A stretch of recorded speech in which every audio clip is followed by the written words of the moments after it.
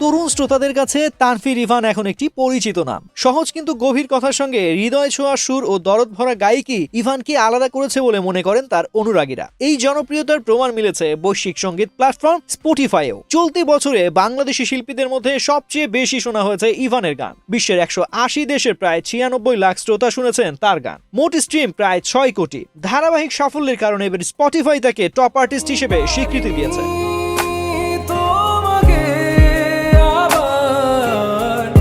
চট্টগ্রামে জন্ম ও বেড়ে ওঠা ইভানের বয়স এখনো 26 পেরোয়নি। ভবিষ্যৎ হোক নিরাপদ, বিনিয়োগ হোক বিশ্বস্ত, আর আমার পছন্দ সল্ট বে। ওয়েলকাম টু সল্ট বে। 2013 সালে নিজের লেখা ও সুরে হিন্দি গান ম্যানে রোয়া প্রকাশের মাধ্যমে সঙ্গীতে আত্মপ্রকাশ করেন তিনি। কয়েক বছর পর গানটি ভারত ও শ্রীলঙ্কায় ভাইরাল হয়। গত এক দশকে প্রকাশিত অভিযোগ, অভিমান, ছেড়ে যেও না সহ বেশ কয়েকটি গানকে তিনি নিজের সিগনেচার স্টাইল বলে মনে করেন।